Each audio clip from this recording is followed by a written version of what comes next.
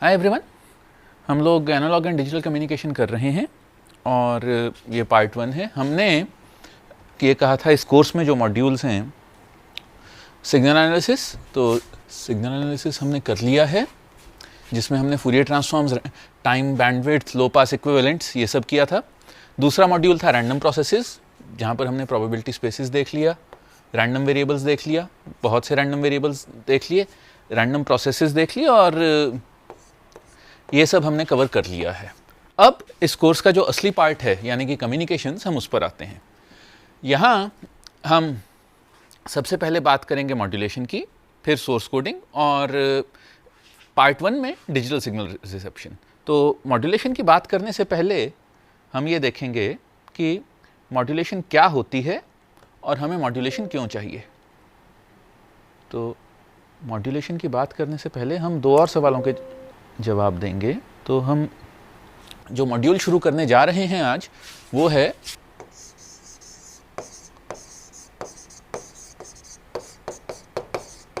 Modulation. और modulation की बात करने से पहले हम एक बार पूरे कम्युनिकेशन प्रोसेस को समझेंगे। तो आज जो हम करेंगे वो सब मैं यहाँ लिख रहा हूँ।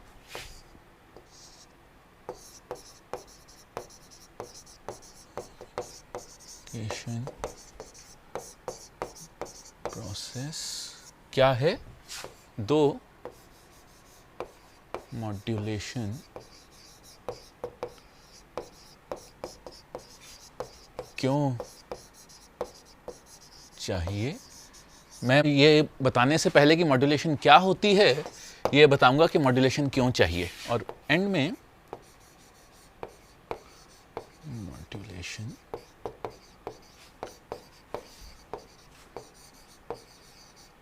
क्या है। और आखिरी सवाल जिसका मैं जवाब दूंगा वो ये है कि मॉड्यूलेशन क्या है। तो अब वापस चलते हुए हम पहले एक बार कम्युनिकेशन प्रोसेस को समझ लेते हैं कि कम्युनिकेशन प्रोसेस क्या होता है। तो कम्युनिकेशन का मतलब है, जैसा कि हमने पहले लेक्चर में कहा था, कम्युनिकेशन का मतलब है अपने आइडियाज़ को, अपने विचारों को या किसी इन्फॉर्मेशन को एक जगह से दूसरी जगह पहुंचाना। जैसे जो कुछ भी मैं यहाँ बोल रहा हूँ वो आप तक पहुँचना भी एक तरह से कम्युनिकेशन ही है। तो कम्युनिकेशन के जो पार्ट्स होते हैं या एक कम्युनिकेशन सिस्टम के जो पार्ट्स होते हैं वो आप कई तरीके से देख सकते हैं। यहाँ मैं बात करता हूँ हमारी रोज़ की बातचीत की, या मान लीजिए कि ये मेरी आपके साथ इंटरेक्शन यूट्यूब के या इस ऑनलाइन कोर्स के मीडियम से ना हो कि या कंप्यूटर के बीच में कंप्यूटर और फ़ोन आए बिना direct face to face communication है। तो हमें ये direct face to face communication हम कैसे करते हैं। तो सबसे पहले आता है इंफॉर्मेशन सोर्स, या ऑनलाइन एग्जाम्पल ही लेते हैं। तो सबसे पहले आता है इंफॉर्मेशन सोर्स, जो कि मेरे बोले हुए शब्द हैं। जो कुछ भी मैं बोल रहा हूँ वो इंफॉर्मेशन सोर्स है और मैं यहाँ पर इंफॉर्मेशन सोर्स हूँ। ये इंफॉर्मेशन दो तरीके से एनकोड हो रही है या दो तरीके से डिजिटाइज हो रही है। एक, ये माइक से मेरी आवाज़ आ रही है, और दूसरा, जिस कैमरा में मैं देख रहा हूँ वो मेरी इमेज को इलेक्ट्रिकल सिग्नल्स में बदल रहा है। तो इंफॉर्मेशन सोर्स होता है यहाँ से इंफॉर्मेशन आती है, यहाँ से इंफॉर्मेशन आती है, वो इंफॉर्मेशन सोर्स होता है। दूसरा, ट्रांसड्यूसर, ये विजुअल या ऑडियो सिग्नल को इलेक्ट्रिकल सिग्नल में बदलता है। ये ऑडियो विजुअल सिग्नल या विजुअल सिग्नल को इलेक्ट्रिकल सिग्नल में बदलता है। मॉड्यूलेटर, ये उस इलेक्ट्रिकल सिग्नल को एक ऐसे सिग्नल में बदलता है जिसे चैनल पर भेजा, ये उस इलेक्ट्रिकल सिग्नल को एक ऐसे सिग्नल में बदलता है जिसे चैनल पर भेजा जा सके। चैनल ये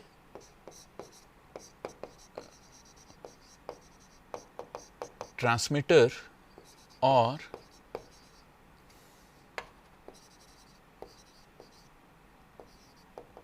रिसीवर को जोड़ने का मीडियम है। चैनल ट्रांसमीटर और रिसीवर को जोड़ने का मीडियम है। डीमॉड्यूलेटर, अब डीमॉड्यूलेटर एक तरह से, अगर हम मॉड्यूलेशन को पैकेजिंग कह रहे हैं, मॉड्यूलेशन पैकेजिंग होता है, तो डीमॉड्यूलेटर अनपैकेज करता है। ये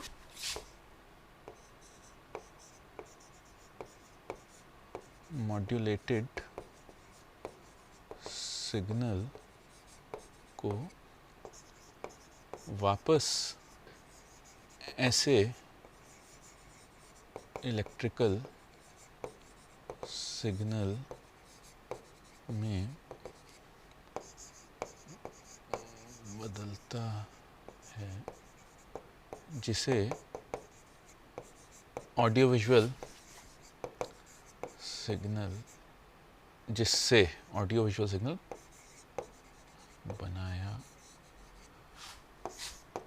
जा सके, जिससे ऑडियो विजुअल सिग्नल बनाया जा सके। ये उस इलेक्ट्रिकल सिग्नल से वापस ऑडियो विजुअल सिग्नल्स बनाता है। और इंफॉर्मेशन सिंक जो रिसीवर है। अब अगर मैं इन वीडियोस की ही बात करूं तो यहाँ पर ये कहा जा सकता है कि मैं एक तरह से इंफॉर्मेशन सोर्स हूँ, और जो माइक्रोफोन, जो कैमरा मैं यूज़ कर रहा हूँ, ये ट्रांसड्यूसर्स हैं जो कि उस इंफॉर्मेशन को एक ऐसे इलेक्ट्रिकल सिग्नल्स में बदल रहे हैं जिन्हें कि आप देख सकते हैं। अब यहाँ पर, क्योंकि यहाँ पर जो कम्युनिकेशन मीडियम है वो मेमोरी है, यहाँ पर ये जो मॉड्यूलेटर है वो असल में एनालॉग टू डिजिटल कन्वर्टर है, या मॉड्यूलेटर यहाँ पर वो सिस्टम है जो कैमरा की इनपुट को और माइक की इनपुट को उन डिजिटल सिग्नल्स में बदलता है जिन्हें कि ड्राइव्स पर स्टोर किया जा सके, जिन्हें कि सर्वर में अपलोड किया जा सके, जिन्हें कि उस डेटा सेंटर में अपलोड किया जा सके जहाँ से आपने ये सिग्नल लेना है। तो यहाँ पर मॉड्यूलेटर का मतलब है एनालॉग टू डिजिटल कन्वर्जन, या इस केस में मॉड्यूलेशन का मतलब है एनालॉग टू डिजिटल कन्वर्जन, मेरे जनरेट किए हुए एनालॉग सिग्नल्स को वापस डिजिटल सिग्नल्स में कन्वर्ट करना। उसके बाद कम्युनिकेशन चैनल, जिन हार्ड ड्राइव्स में डेटा स्टोर होता है, जिन सॉलिड स्टेट ड्राइव्स भी हो सकते हैं, जिन सॉलिड स्टेट ड्राइव्स में डेटा स्टोर होता है, जिस क्लाउड पर ये डेटा पड़ा है, जो आपके इस वीडियो पर क्लिक करने पर जिस वेबसाइट से डेटा आता है, या स्टूडियो के कंप्यूटर से लेकर आपके फ़ोन या आपके कंप्यूटर तक सब कुछ कम्युनिकेशन चैनल है।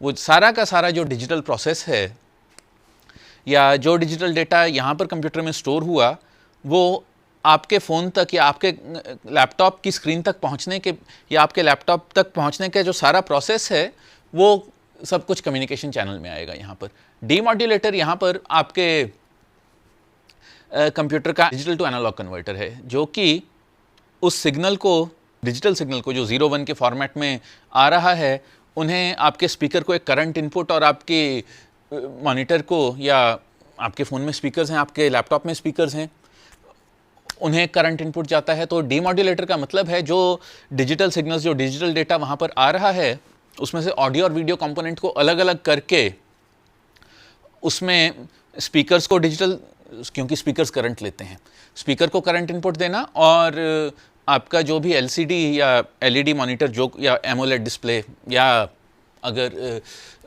आपके पास रेटिना डिस्प्ले है तो रेटिना डिस्प्ले पर आपको आउटपुट देना, वो, या जो रेटिना डिस्प्ले को करंट जा रहा है, वो सब डीमॉड्यूलेटर का काम है। तो डेटा पैकेट्स आए, उन डेटा पैकेट्स को वापस, या आपके पास कम्युनिकेशन चैनल से डेटा पैकेट्स आ रहे हैं, उन डेटा पैकेट्स के ज़ीरोज़ और वंस को वापस एक इलेक्ट्रिकल साउंड सिग्नल और एक इलेक्ट्रिकल डिस्प्ले सिग्नल में कन्वर्ट करना, वो डीमॉड्यूलेटर का काम है। वो डीमॉड्यूलेटर ने कर दिया। उसके बाद ट्रांसड्यूसर, रिसीव ट्रांसड्यूसर होता है, जो कि उस रिसीव्ड इलेक्ट्रिकल सिग्नल को वापस ऑडियो और विजुअल सिग्नल में कन्वर्ट करता है, जो कि आपके केस में होगा आपका स्पीकर या आपके फ़ोन का स्क्रीन, जो कि उसे जो इलेक्ट्रिकल सिग्नल्स दिए जा रहे हैं वो उनके हिसाब से एक ऑडियो विजुअल सिग्नल जनरेट कर सकता है जो कि आपकी आंखें देख सकती हैं।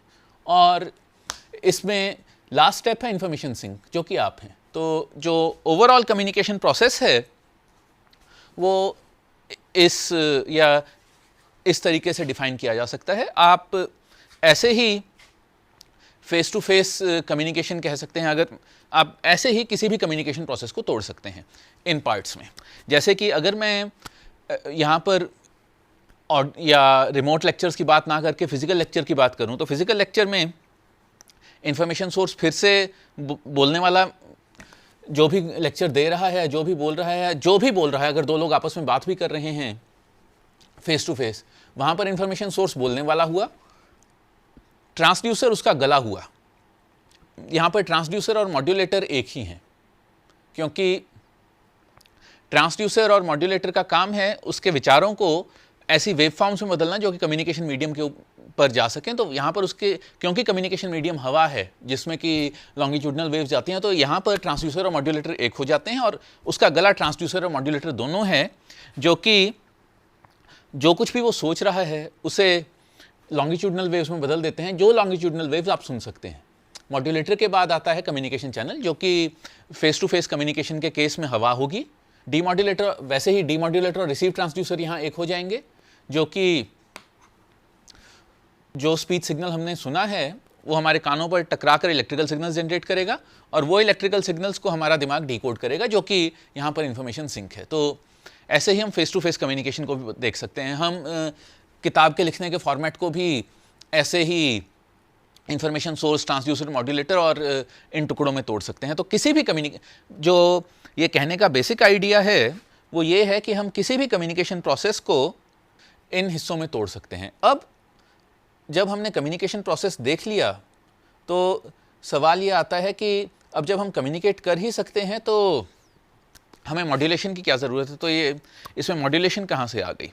तो मॉड्यूलेशन का मतलब है, मॉड्यूलेशन, क्योंकि मैं मॉड्यूलेटर की बात कर रहा था और हमारा पहला मॉड्यूल मॉड्यूलेशन ही होने वाला है, तो अब हमारा ध्यान यहाँ पर, या कोर्स के इस हिस्से में हमारा ध्यान मॉड्यूलेशन पर रहेगा। हम इंफॉर्मेशन सोर्सेज और रिसीवर्स की भी बात करेंगे, डीमॉड्यूलेशन की भी बात करेंगे, पर इस कहानी की शुरुआत हम मॉड्यूलेशन से करेंगे। इंफॉर्मेशन सोर्सेज की बात हम, या इंफॉर्मेशन सोर्सेज और ट्रांसड्यूसर्स की बात इस कोर्स में नहीं की जाएगी। हम इंफॉर्मेशन सोर्सेज की बात करेंगे, हम मॉड्यूलेशन की बात करेंगे। शुरुआत हम मॉड्यूलेशन से करेंगे। इंफॉर्मेशन सोर्सेज हम इस कोर्स के दूसरे हिस्से में, जो कि मेनली डिजिटल कम्युनिकेशन है, उसमें बात करेंगे। तो अब हम यहाँ मॉड्यूलेटर और मॉड्यूलेशन की बात करते हैं। तो हाँ, मॉड्यूलेशन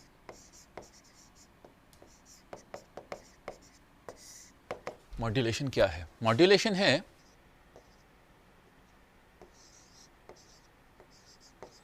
सोर्स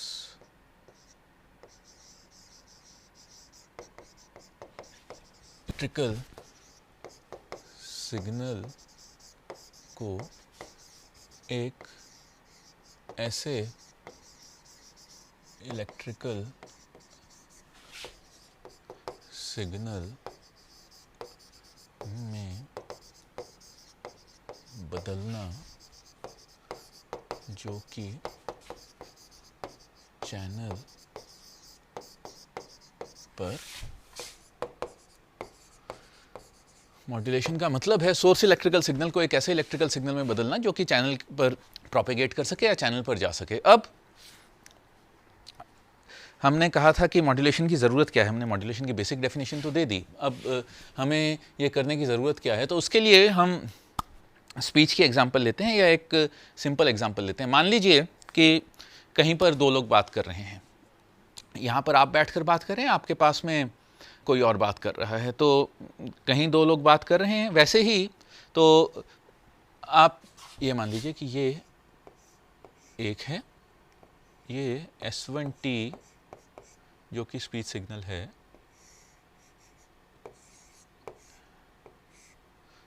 यहाँ से S1T ये सोर्स और सिंक, यहाँ से S1T सोर्स से सिंक पर जा रहा है। और इनका अगर मैं इस सोर्स से सिंक का एक फ्रीक्वेंसी स्पेक्ट्रम बनाऊं तो वो कुछ -W से W, और अगर ये ऑडियो सिग्नल है, अगर ये लोग ऑडियो के माध्यम से बात कर रहे हैं या स्पीच के माध्यम से बात कर रहे हैं, तो हम जानते हैं कि हम लोग ऑडियो सिग्नल बैंडविड्थ 20 हर्ट्ज से 20 किलोहर्ट्ज, ऑडियो सिग्नल्स की बैंडविड्थ 20 हर्ट्ज से 20 किलोहर्ट्ज होती है। वैसे ही अगर ये ठीक है, मान लीजिए अब यहाँ दो और लोग आ गए, ये और ये इन दोनों को भी अब आपस में बात करनी है और बात यहां से यहां जानी है। ये एक दूसरे से कुछ दूर हैं तो कुछ ऊंची आवाज में बात करेंगे, और मान लीजिए ये सिग्नल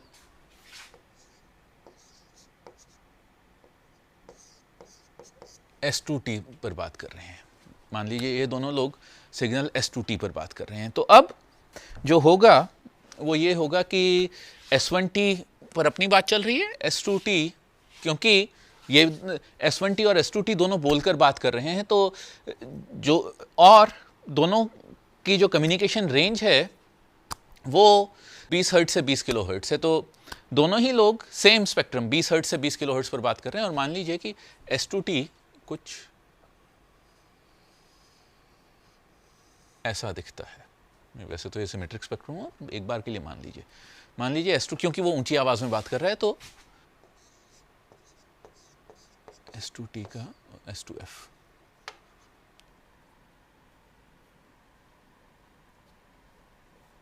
S2F कुछ ऐसा दिखता है। तो S1F वैसा है, S2F वैसा है। तो अब जो कुछ भी या हमें जो फाइनली S1T और जो दोनों के रिसीवर्स को मिलेगा वो कुछ ऐसा हो, S1F प्लस दोनों के रिसीवर्स को कुछ ऐसा मिलेगा, और वो ना तो S1F होगा ना S2F होगा, मतलब कि ना ये कुछ समझ पाएंगे कि क्या बात हो रही है, ना ये कुछ समझ पाएंगे कि क्या बात हो रही है। तो नेचुरली ऐसे केस में दोनों में से किसी के लिए भी कम्युनिकेट करना संभव नहीं है। और ऐसे ही जैसे जैसे वहाँ पर लोग बढ़ते जाएंगे, मान लीजिए अब एक ये इसके साथ ही खड़ा है,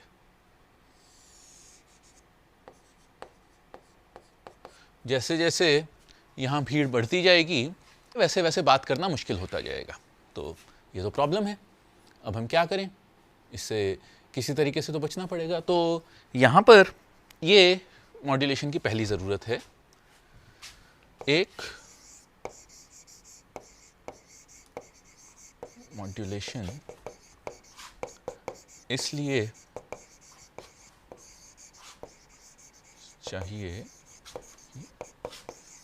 एक से ज़्यादा लोग एक साथ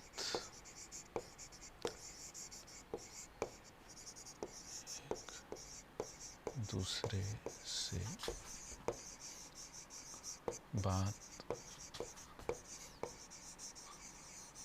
मॉड्यूलेशन इसलिए चाहिए कि एक से ज़्यादा लोग एक साथ एक दूसरे से बात कर सकें। एक दो, अब ये आपने अगर इलेक्ट्रोमैग्नेटिक्स पढ़ा है तो अच्छा है, अगर इलेक्ट्रोमैग्नेटिक्स का कोर्स अभी नहीं किया है तो भी ठीक है। पर इलेक्ट्रोमैग्नेटिक्स में हम देखते हैं कि एंटीना की हाइट दो, हम जानते हैं कि एंटीना की हाइट कम से कम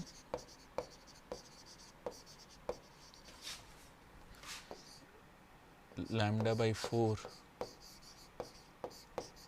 होती है, जहाँ लैम्डा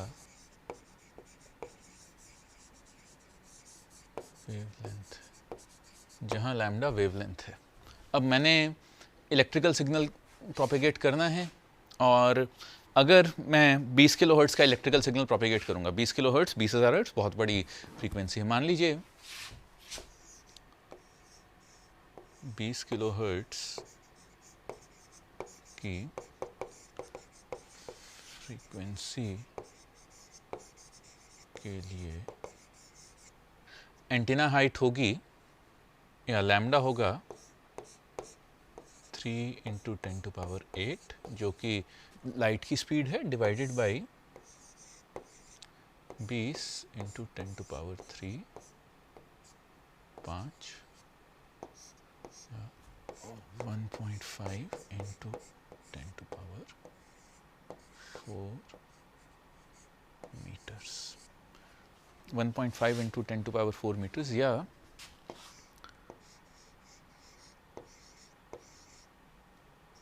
15,000 मीटर, या 15 किलोमीटर।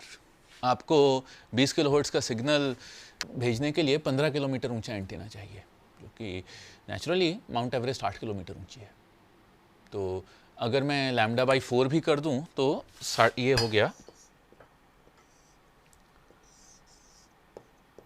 75 किलोमीटर। फिर भी माउंट एवरेस्ट 8 किलोमीटर ऊंची है, और जब आप एयर ट्रैवल करते हैं तब नॉर्मली एयरप्लेन्स अराउंड 10 किलोमीटर की ऊंचाई पर उड़ते हैं। तो आप ये देख सकते हैं कि आपको किस तरह की ऊंचाई का एंटीना चाहिए। तो अगर मैं फ्रीक्वेंसीज़ को या ट्रांसमिशन फ्रीक्वेंसीज़ को कुछ मेगाहर्ट्ज़ या आगे ले जा सकता हूं, तो मेरी एंटीना हाइट कम हो जाएगी। अभी अगर आप वाईफाई यूज़ कर रहे हैं तो आप जानते होंगे कि वाईफाई 2 फ्रीक्वेंसीज़ पर चलता है, 2.4 गीगाहर्ट्ज़ और 5 गीगाहर्ट्ज़, जिनके के लिए एंटीना हाइट कुछ सेंटीमीटर्स में आ जाती है। वो सब हम बाद में करेंगे। और साथ ही अगर आप एफएम रेडियो सुनते हैं तो आप जानते हैं एफएम रेडियो की रेंज 88 मेगाहर्ट्ज़ 88 मेगाहर्ट्ज़ से 108 मेगाहर्ट्ज़ 108 मेगाहर्ट्ज़ होती है, जिनके लिए भी एंटीना हाइट अगर कुछ सेंटीमीटर्स में नहीं तो कुछ मीटर है, जिसे कि आप आराम से मैनेज कर सकते हैं। अब तो मॉड्यूलेशन का एक रीज़न तो ये हो गया। दूसरा, अब हम अपनी ओरिजिनल प्रॉब्लम पर वापस आते हैं। मान लीजिए 1 पर वापस आते हैं, और 1 पर वापस आने के लिए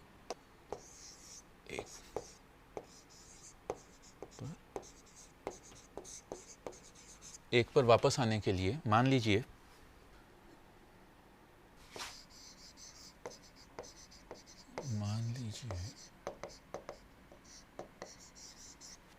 S1t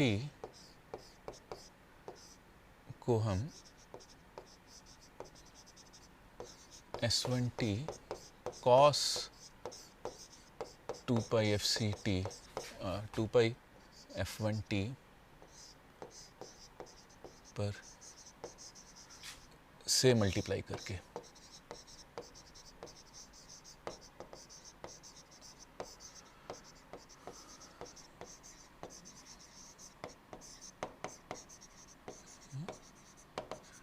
और S2t को हम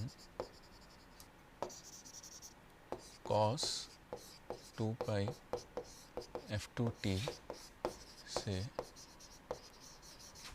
मल्टीप्लाई करके भेजते। मान लीजिए S1t को हम cos 2π f1t से मल्टीप्लाई करके भेजते हैं, और S2t को हम cos f2t से मल्टीप्लाई करके भेजते हैं। तो रिसीवर 1 पर या 1 के रिसीवर पर जो हमारे पास सिग्नल आएगा R1t, अगर मैं उसे बोल दूं, वो होगा S1t cos 2π f1t plus S2t cos 2π f2t। ऐसे ही R2t होगा S2t cos 2 pi F2t plus S1t cos 2 pi F1t। ठीक है, अब मान लीजिए मैं कुछ और करता हूँ। यहाँ अगर मैं डिफाइन करूँ yit equals sit cos 2 pi fit, अगर मैं ये कर दूँ sit yit equals rit cos 2 pi fit, तब ये होगा S1t cos 2 pi F1t cos 2 pi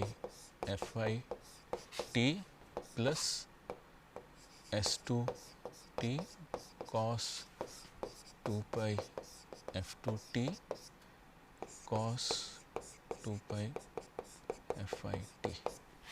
तो इससे y1t को मैं लिख सकता हूँ S1 cos square 2 pi F1t S1 plus S2t cos 2 pi F2t cos F1t। अब इसे मैं लिख सकता हूँ S1t by 2 1 plus cos 4 pi F1t plus S2t by 2 cos F1 plus F2 2 pi F1 plus F2t plus cos F1 minus cos 2 pi F1 minus F2t cos 2 pi F1 minus F2t। ये अब अगर मैं यहाँ पर एक लो pass filter लगा दूँ, मान लीजिए F1 F2 और उनका डिफरेंस बहुत ज़्यादा है, और मैं यहाँ पर एक लो पास फिल्टर लगा दूँ, पास फिल्टर, लो पास फिल्टर के बाद Z1t इक्वल्स LPF Y1t। तो S1t लो पास सिग्नल है, उसके अलावा सब बैंड पास सिग्नल्स हैं। तो लो पास फिल्टर के बाद बचेगा मेरे पास S1t by 2, बस मेरे पास बचेगा S1t by 2, जिसे कि मैं वापस S1t निकाल सकता हूँ। तो ऐसे मैं अलग अलग फ्रीक्वेंसीज़ को अलग अलग कर सकता हूँ। तो ये जो cos 2 pi F1t cos 2 pi F2t से मल्टीप्लाई करने का प्रोसेस है, ये मॉड्यूलेशन का सबसे आसान तरीका है। इसे DSP suppressed career amplitude modulation बोलते हैं, जिसे कि हम आने वाले लेक्चर्स में देखेंगे। तो ये मॉड्यूलेशन की इंट्रोडक्शन थी। अगले लेक्चर में हम एम्पलीट्यूड मॉड्यूलेशन और DSP सप्रेस्ड कैरियर मॉड्यूलेशन की बात शुरू करेंगे। Thank you.